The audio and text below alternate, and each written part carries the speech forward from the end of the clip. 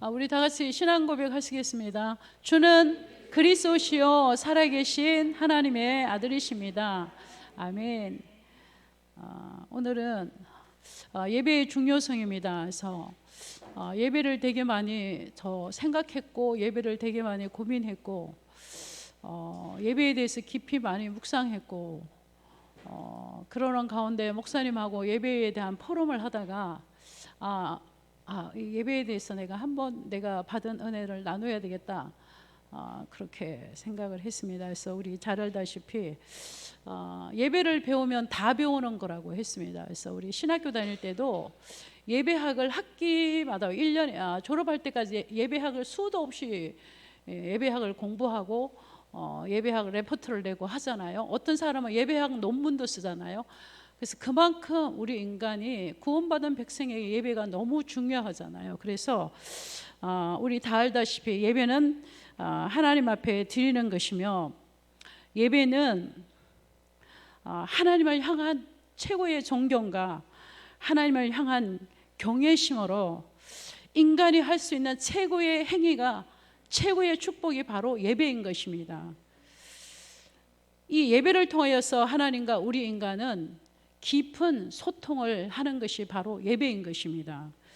그래서 새가 물에 살아야 행복하듯이, 새가 물에 사는 게 아니죠. 새가 하늘을 날 때 행복하고 물고기가 물에 살아야 행복한 것 같이, 우리 인간은 하나님 앞에 예배자로 살 때만이 우리 인간의 진정한 행복과 평안과 감사와 안식을 누릴 수 있는 것입니다.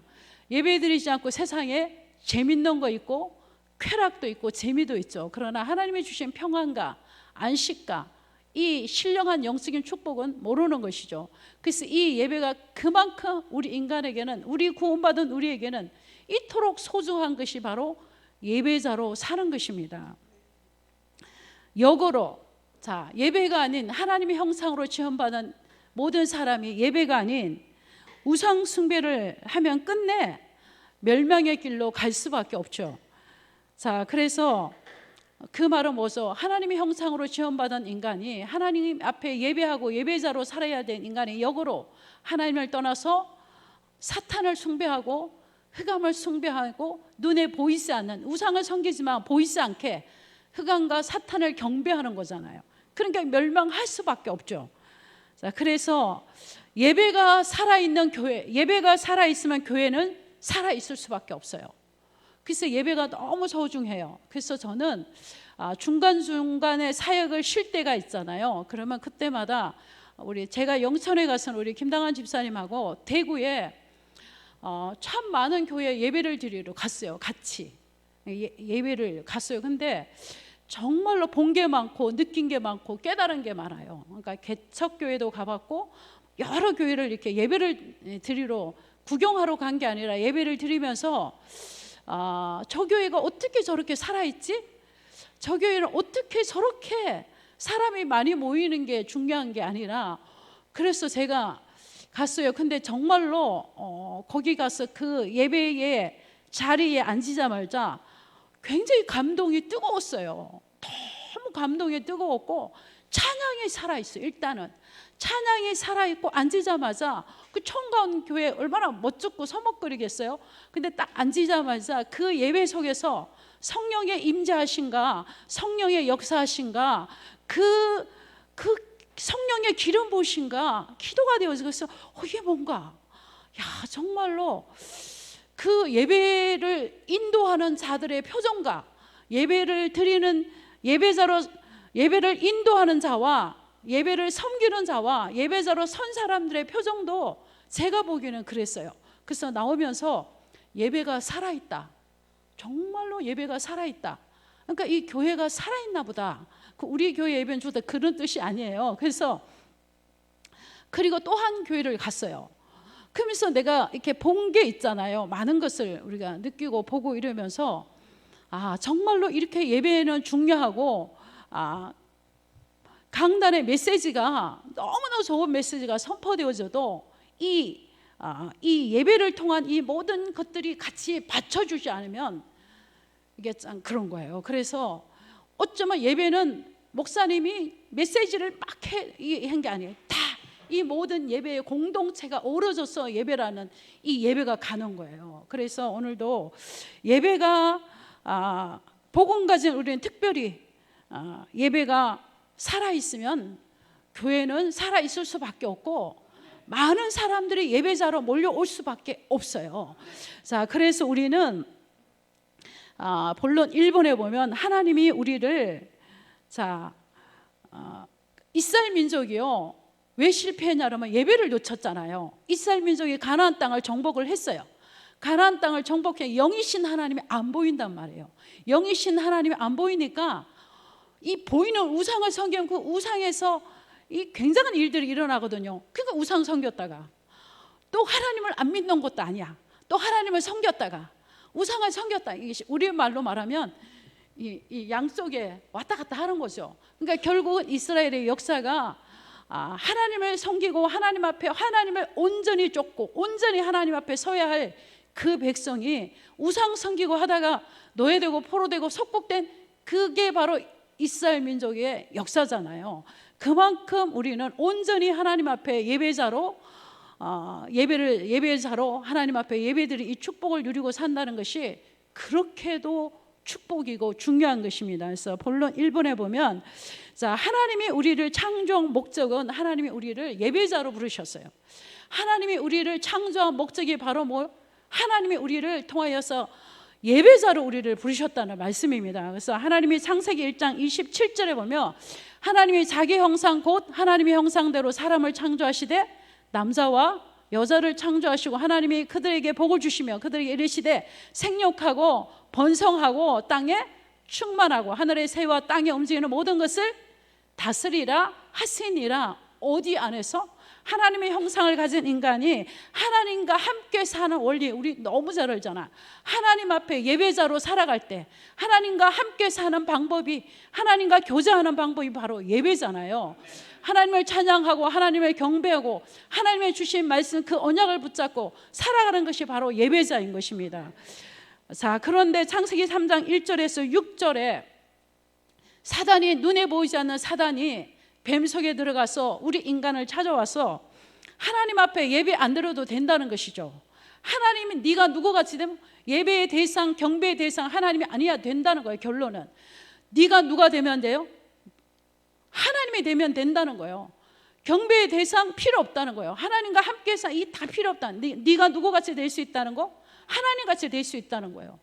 그 순간 우리 인간은 하나님을 떠나게 됐고 하나님의 말씀을 불순종한 죄를 짓게 되고 행복의 근원이 되신 하나님을 떠나게 되고 하나님의 말씀에 불순종한 죄를 짓게 되고 거기에 누가 개입됐어요? 눈에 보이지 않는 사탄이 개입된 것이죠. 그래서 우리 인간은 하나님을 떠나게 됐고 죄 가운데 빠지게 되었고 사탄에 매여서 마귀의 자녀로 살아갈 수밖에 없고 그러니까 하나님 앞에 예배를 놓쳐버린 거죠. 하나님을 떠난 우리 인간은 하나님의 앞에 나갈 수도 없고 하나님 앞에 예배 드릴 수가 없는 것입니다. 그래서 창세기 3장 10절에 보면 9절에 보면 하나님께서 아담을 부르시잖아요. 아담아 내가 어디 있느냐. 그러니까 내가 너무 부끄러워서 내가 숨었다고 그러잖아요. 그때부터 우리 인간에게는 예배자로 살고 하나님과 함께할 인생이 하나님을 떠나는 순간 그때부터 우리 인간은 두려움과 수치와 불안과 공포 속에 살 수밖에 없이 이런 이 속에서 살아갈 수밖에 없는 그렇게 타락한 인간이 되어버렸죠. 그래서 창세기 3장 16절에 그 결과 모든 고통의 시작, 문제의 시작 그리고 땅과 식물까지 저주받은 우리 인간의 모든 문제의 시작 창세기 3장. 자, 그래서 하나님과의 교제 예배를 잃어버린 인간의 결말이잖아요. 그래서 하나님은 우리 인간을 창조한 목적은 뭘로 부르셨어요? 예배자로 하나님 우리를 부르셨다는 거예요. 하나님은 우리를 통하여서 교제하는 방법이 뭐예요? 예배를 통하여서. 그래서 우리 인간은 하나님을 떠난 순간부터 뭐예요? 예배를 드릴 수 없어요. 예배를 놓쳤잖아요. 하나님 앞에 예배드리러 갈 수가 없어요. 죄를 가진 인간은. 그래서 오늘 본문 창세기 4장에 보면 예배에 실패한 가인입니다. 예배에 실패한 가인. 창세기 3장 이후에 아담과 하와가 두 아들을 낳죠. 아벨과 가인과 아벨을 낳았어요. 그리고 분명히 가인과 아벨에게 창세기 3장 15절에 피복음의 언약을 전달을 했단 말이에요. 전달을 했어요.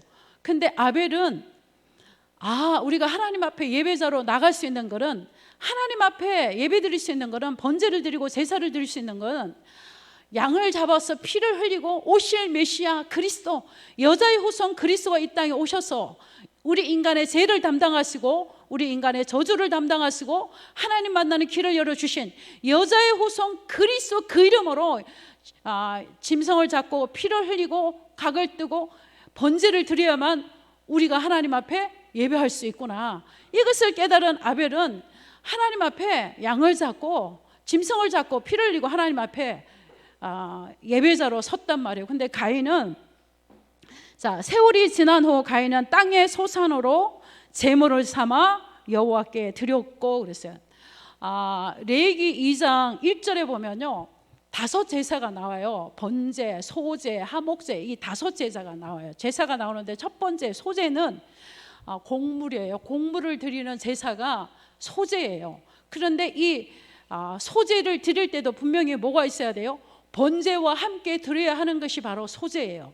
양을 잡고 피를 흘리고 그 다음에 갖고 곡식을 갖고 나가야만 하나님이 받으시는 거예요. 피 없는 제사는 받으실 수가 없는 거예요. 구약시대 우리 인간의 죄 문제를 해결한 게는 오직 뭐요? 여자의 후손 그리스도, 그 오실 메시아 그림자 언약을 붙잡고 양을 잡고 하나님 앞에 번제를 드릴 때만이 하나님이 그 제사를 흠량하신다. 이게 바로 구약이잖아요. 오실 메시아 그림자를 잡고, 그림자. 그래서 그런데 이 가인은 자기 방식대로, 자기 소견대로 하나님 앞에 나간 거예요. 그러니까 하나님이 피 없는 제사를 받으실 수가 없잖아요. 그리고 피 흘림 없이는 제사함이 없다고 분명히 성경에 기록되어 있어요. 그래서 4장 7절에 보면 예배에 실패한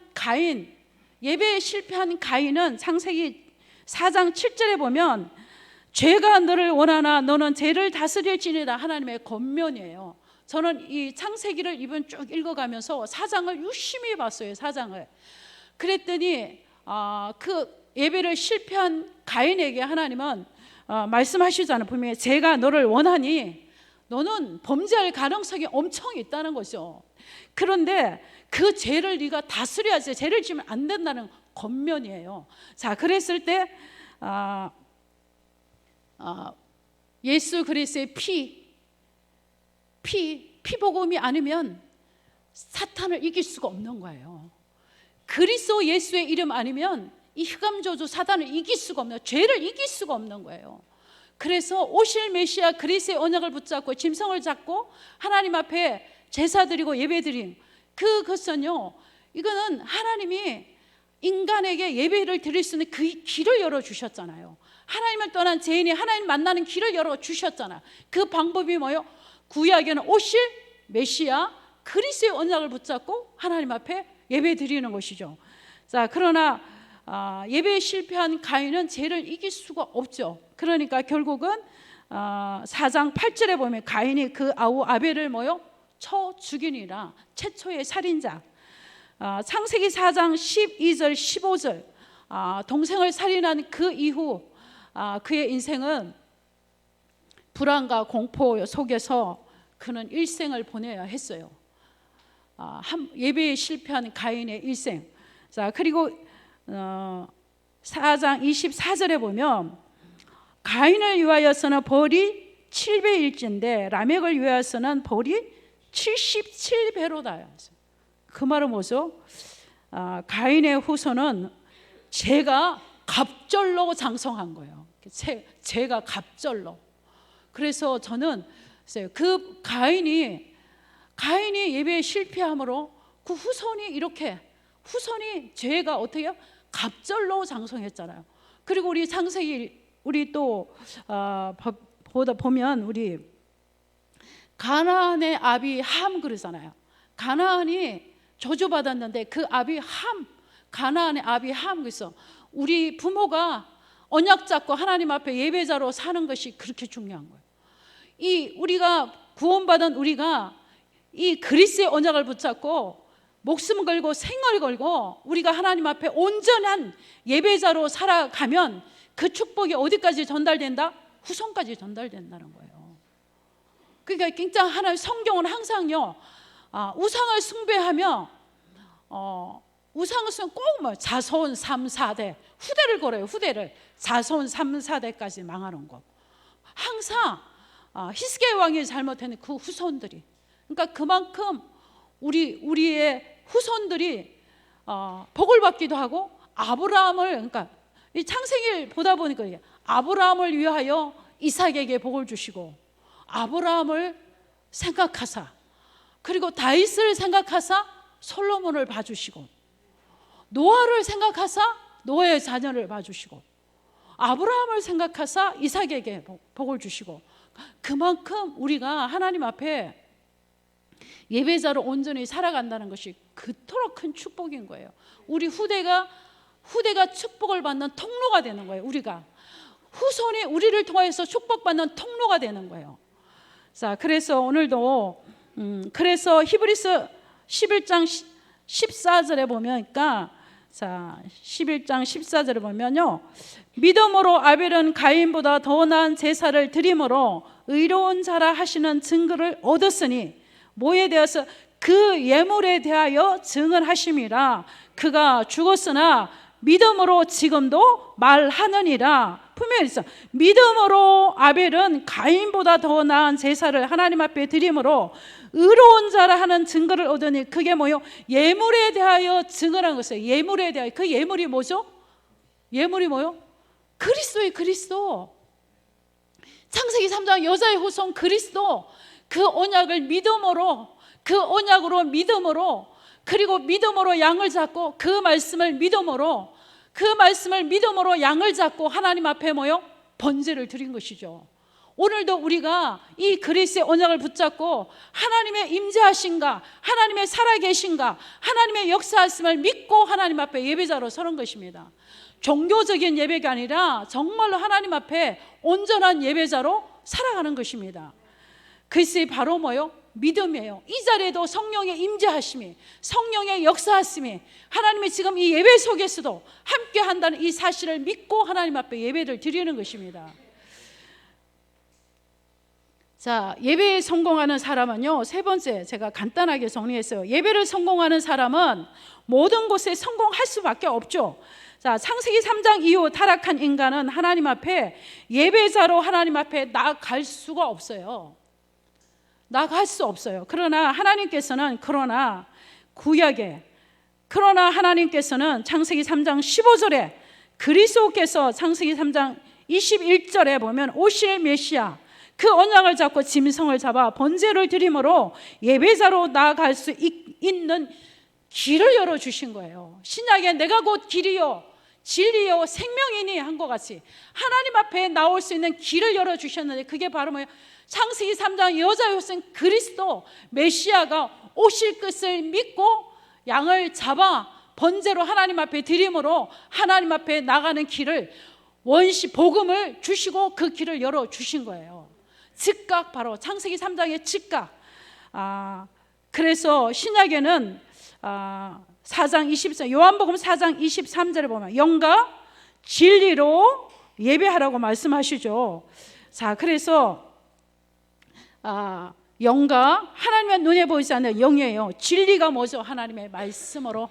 그러니까 쉽게 말하면 영과 보이지 않는 영적인 하나님이 지금도 살아계시고 오늘도 하나님이 우리에게 말씀을 주시고 그 진리의 말씀으로 우리가 하나님 앞에 예배한다는 거예요. 종교적인 예배가 아니라, 습관적인 예배가 아니라 믿음으로, 하나님 앞에 믿음으로 영적인 예배를 드리고 믿음으로 하나님의 말씀을 붙잡고 예배를 드리는 것이죠. 영과 진리로 예배를 드리는 것이죠. 자, 구약시대 창세기 8장 20절에 보니까 노아가 방주에 나온 이후에 바로 하나님 앞에 짐승을 잡아 번제를 드리고 하나님 앞에 가장 먼저 예배를 드렸죠. 창세기 13장 3절에 아브라함도 13장 3절에 가장 먼저 아브라함이 하나님 처음으로 제단을 쌓았어요. 4절에 보면, 자, 구약에도 성공한 인물들은 무슨 비밀을 누렸어요? 예배의 비밀을 누렸어요. 번제의 비밀을 누렸어요. 하나님 앞에 제사의 비밀을 누렸어요.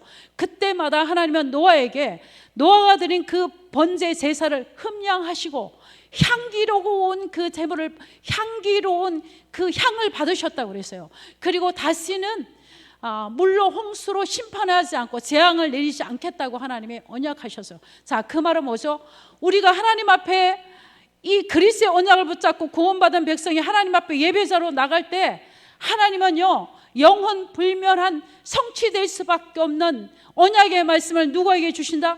예배자에게 주신다는 말씀이에요. 그래서 강단이 너무나 소중하고 강단에서 복음을 선포하는 자가 이렇게 목사님이 귀한 게 그거예요.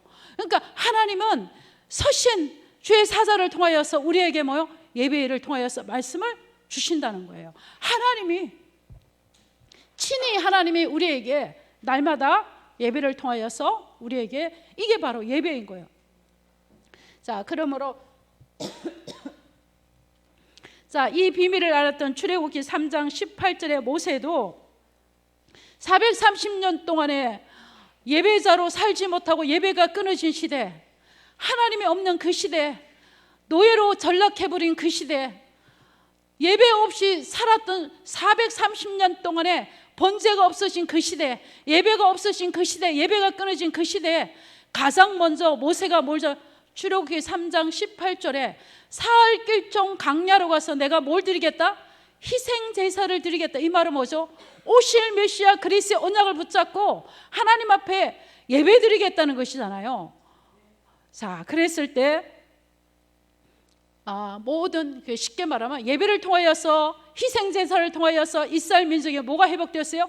복음이 회복된 것이죠. 그랬을 때 이스라엘 민족의 출애굽하는 역사가 일어난 것입니다. 자, 눈에 보이지 않는 사탄은 마태복음 4장 1절에서 10절. 자, 예수님도 찾아왔어요. 이 사단은, 결론은 뭐냐면 예수님을 찾아온 사단은 뭘 공격했어요? 이것저것 다 공격했어요. 마지막은 뭐요? 경배의 대상을 바꾸라는 거죠. 나에게 경배의 대상을 감히 예수님도 찾아와서 경배의 대상을 바꾸라고 하는 사탄이 구원받은 성도에게는 찾아오겠어요? 안 찾아오겠어요? 찾아와요. 자, 비대면 예배가 옵니다. 유럽교회가 왜 문을 닫았나요? 유럽교회가 비대면 예배가 진행되면서 문 닫은 거예요. 자기 방식대로 예배 드린 거예요. 자기 생각대로 합리적인 예배를 드린 거예요. 자기 생각대로 합법적인 예배를 드린 거예요. 온라인으로 계좌 이체 송재하고 보내고 그냥 해수욕장에 가서 비키니에 누워서 예배 드리고, 정말로 하나님이 받으시고 흠양하시는 과연 예배일까? 그것이 하나님의 돈이 없어서 계좌로 쏘는 걸 그걸 받으시겠어요? 우리가 믿음으로 중심으로 하나님 앞에 준비된 예배를 드리는 것이죠. 그래서 우리가 정말로 예배를 드린다는 것은요, 정말로 중요한 거예요. 제 얘기하면 안 되는데, 자랑이 아니고 저는 한 주 동안에 월요일만 돼도 아주 작은 거지만 헌금을 준비해요. 하나님 앞에. 그리고 봉투에 넣어요. 그리고 없으면 안 써. 그리고 토요일에 돼도 제가 입고 나갈 옷까지 다 준비해. 그리고 긴장하면서 예배를 준비해요. 저 이 자리 쓰기까지 너무 덜덜 떨리더라고요. 아까는 너무 긴장이 됐어. 덜덜 떨리더라고요. 그래서 예배자로 선다는 거 사회 볼 때마다 얼마나 긴장하는지 몰라요. 사회 볼 때 그러기까지는 그렇게 긴장을 안 해. 예배자로 하나님 앞에 선다는 건요, 너무 긴장이 되는 거예요. 예배자로 섬긴다고, 예배자로 수종이 된다는 건 정말로 하나님 앞에 긴장되는 일이에요. 왜냐하면 이게 율법적으로 막 무서워서 이게 아니라 성삼위 하나님 보호자의 능력으로 함께 하신 그 하나님이, 경배를 받으시기에 합당하신 주님, 영광 받으시기에 합당하신 주님, 만왕의 왕이 되시고 만주의 주가 되신 그분이 지금 구원받은 백성들 속에 임재하시고 역사하시는 이 장엄하고도 엄중한 이 예배. 그래서 예배는요, 예배는 영적인 종합 예술이라고 그랬어요. 영적인 종합 예술이라고 그랬어요. 예배는 아름답고 웅장하고 경건하고 거룩하고 모든 것이 포함되어 있는 것이 예배예요. 그래서 예배를 참 우리가 소중하게 생각해야 돼요. 예배적으로 살아간다는 것은요, 너무나 행복하고 신나고 감사하고 긴장되는 일이에요, 하나님 앞에. 그래서 늘 우리가 이렇게 우리가 이게 바로 영과 진리로 예배드리는 거예요. 그래서 제가 부목사잖아요. 그러니까 마음대로 못해. 목사님, 저 코로나 때 제 사회 볼 때 몇 개월 동안에요, 예배드리는 전체 예배를 다 영상을 봤어요.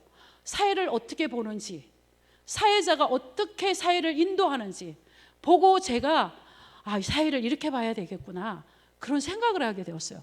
그래서 제가 이제 저번 주에 목사님, 우리 예배 갱신하면 안 될까요?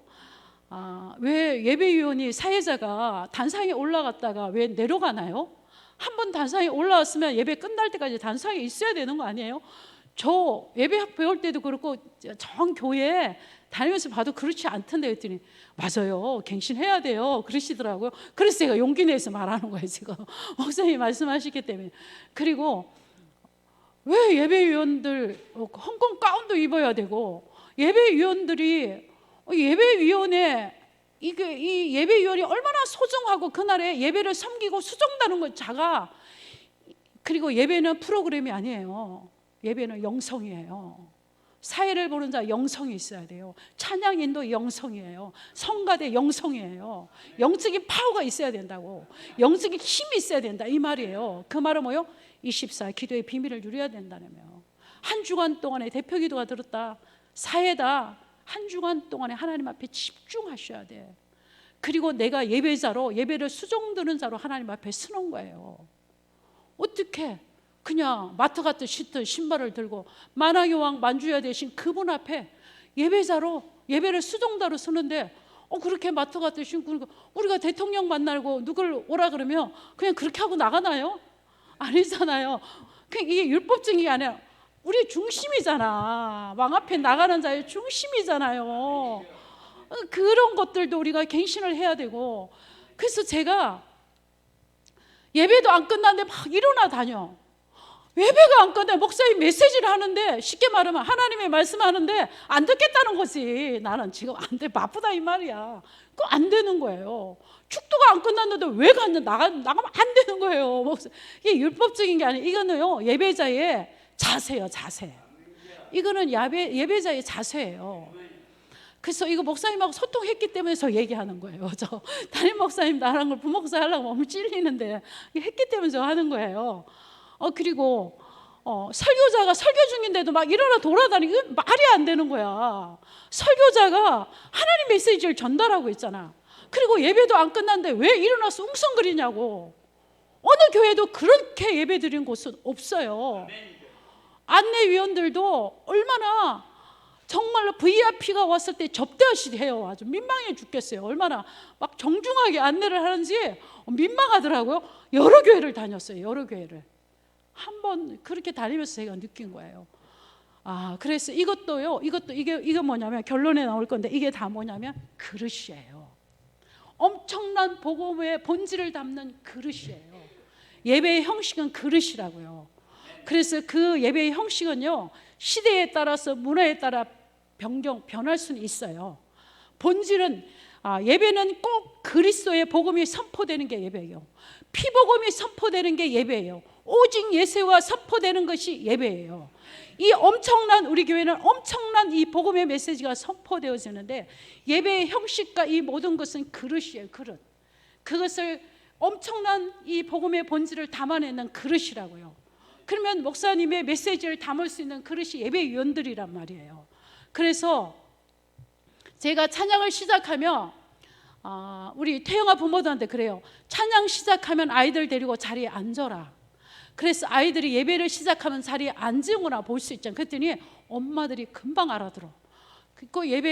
내가 서서 막 잔소리했어요. 아니, 예배를 찬양 인도자가 나와서 이미 예배가 진행이 되었는데 그 뒤에서 그렇게 있으면 되냐? 들어가라 다. 그리고 안내위원만 딱 남아라. 안내위원만 남아라. 그리고 제가 끝났을 때 저 뒤에가 있는 것은요, 파악해요. 오늘 어떤 성도가 안 나왔는지, 어떤 성도가 어느 구역에서 빠졌는지 그거 보려고 저는 뒤에 서 있는 거예요. 새 가족이 누가 왔는지 그걸 보려고 내가 서 있지, 예배 중에 제가 그냥 서 있는 게 아니란 말이에요. 그래서 이런 영적인 분위기를, 이 그릇들을 우리가 하나씩 하나씩 만들어 가야 되는 것이에요. 자, 그래서 우리는 예배 속에 하나님 앞에 드려지는 예배 속에 뭐가 있냐면 치유가 있어요. 병든 영혼이 와서 말씀을 받다 찬양을 하다가 예배를 드리다가 치유가 일어나는 거예요. 예배로 견학을 가는 어느 교회가 있어요. 많은 사람들이 가요.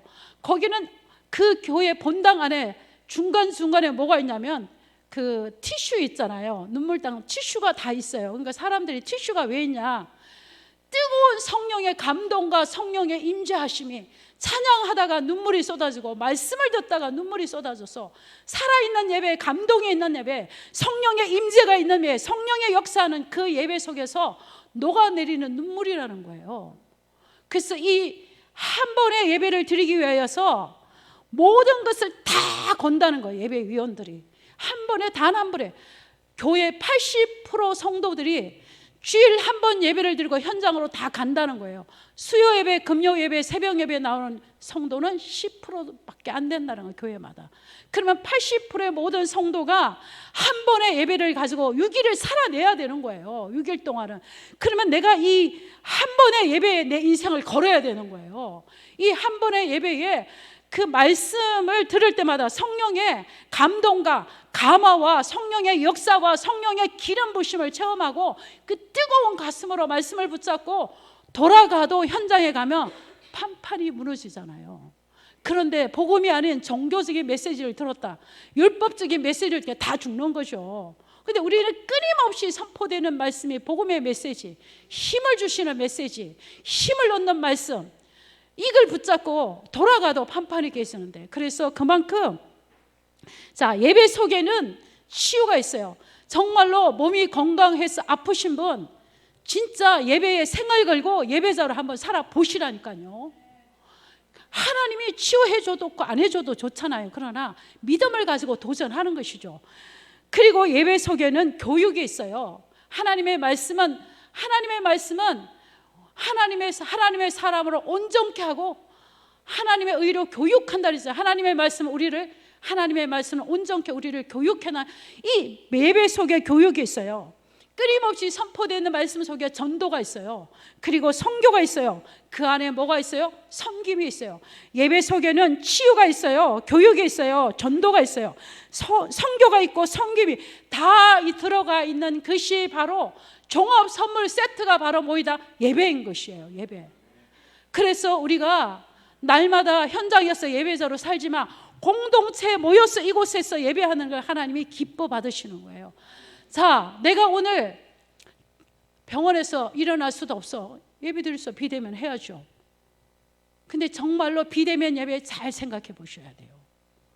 잘 고민해 보셔야 돼요. 진짜 내가 진짜 온전한 예배 지금 하나님 앞에 드리고 있는지. 저 코로나 때 핵심 집에서 드리고 할 때 죽는 줄 알았어. 속이 깝깝했어. 여기 핵심 우리 교회에서 하자 말자 막 속이 시원한 거예요. 나오니까. 이 비대면 예배 그렇게 영이 살아날까요? 우리가 이 땅에 살면 얼마나 살겠어요? 남아있는 인생 예배자로 살다가 천국 가야 되지 않겠어요? 이것이 모든 것이에요. 자, 그래서 예배는 절대 프로그램이 아니고 하나님의 임재하심과 성령의 역사하심과 성령의 감동하심이 성삼위 하나님의 최고의 영광을 받으시는 그것이 바로 뭐이다? 예배인 것입니다. 한 번의 예배를 위해 모든 예배위원들은요 정말로 철저하게 준비해야 되는 거예요. 자, 영상, 모든 마이크 다 점검해야 되고, 영상, 헌금위원, 방송, 안내위원, 성가대 다 이게 뭐다? 예배의 그릇이다. 그래서 철저하게 준비하고 해야 되는 거예요. 그리고 이 예배의 형식은 정말로 아름다운 그릇에 복음의 본질을 담는 것인 것입니다. 그래서 오늘도 하나님이 주신 이 예배의 중요성이라는 말씀을 가지고 가장 먼저 내가 먼저 갱신해야 되겠다. 예배자로 내가 먼저 갱신해야 되겠다 생각을 했고요. 그래서 제가 산부 성가대도 막 이렇게 목사님하고 일어나서 한 게 온전한 예배를 좀 더 산부도 2부도 구별해서 받으시는 하나님의 예배가 아니고 다 영과 진료로 하나님 앞에 드리는 예배이기 때문에, 이것도 예배의 형식이기 때문에 그래서 소중한 것입니다. 그래서 오늘도 이 예배가 그만큼 소중하고 중요합니다. 새벽에 우리가 줌으로 예배를 드립니다. 민낯으로 일어나서 비디오 켜고 앉았으라 그러면 아주 민망하게 짝이 없을 때가 한두 번이 아니죠. 그래서 저도 비디오 끌 때가 많습니다. 저도 끌 때 많습니다. 끄면 아주 편하고 좋습니다. 근데 어느 날 비디오 꺼놓고 막 이러다가 생각해 봤어요.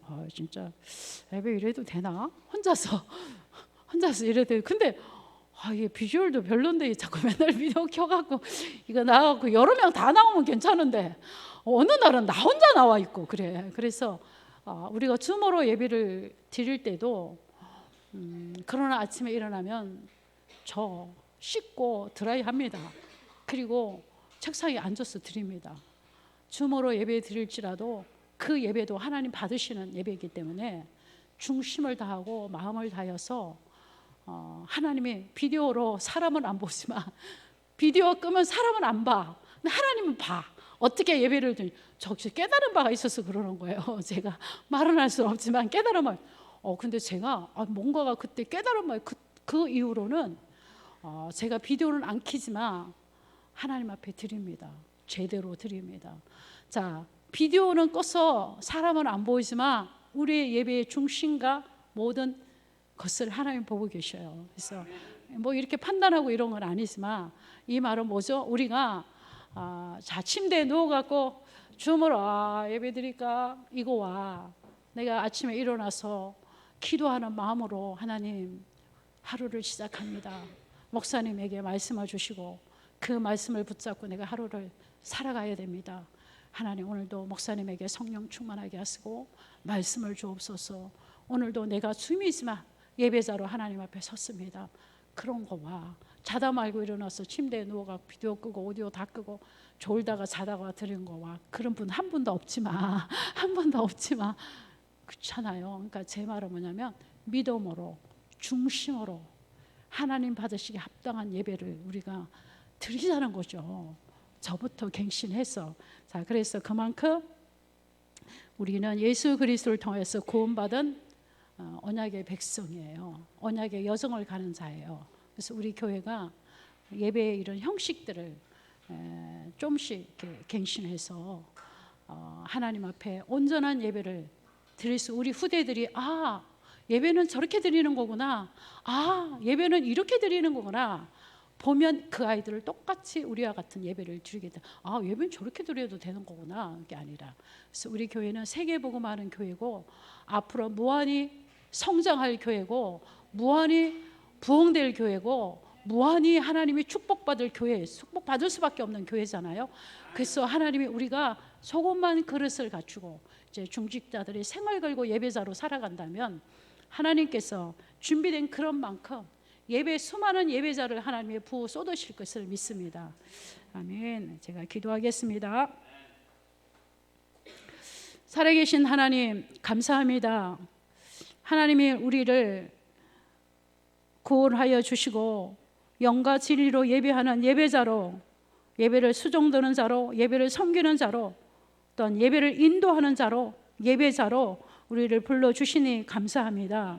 온전한 예배, 살아있는 예배, 영과 진리로 모든 성도들이 예배드리며 이 엄청난 이 복음의 본질을 준비된 예배 그 그릇 속에 담는 예배자들이 다 되게 하여 주옵소서. 오늘도 히브리서 11장 4절의 말씀같이 믿음으로 아벨은 가인보다 더 나은 제사를 드림으로 의로운 자라 하시는 증거를 얻었으니 그 예물에 대하여 증언하심이라. 그가 죽었으나 믿음으로 지금도 말하느니라. 우리도 오직 예수, 오직 그리스도를 믿는 이 믿음으로 하나님 앞에 온전히 예배자로 살아가게 하시고 예배에 성공해서 우리가 세계복음화의 주역으로 쓰임 받을 뿐만 아니라 이 정말로 준비된 이 예배, 그리고 이 예배에 큰 그릇을 준비하여서 수많은 예배자들 이곳에 와서 성령의 임재하심과 성령의 감동하심과 성령의 역사하심을 경험하는 성령의 기름 부심이 있는 그러한 예배가 될 수 있도록 축복하여 주옵소서. 예수 그리스도 이름으로 기도합니다. 아멘.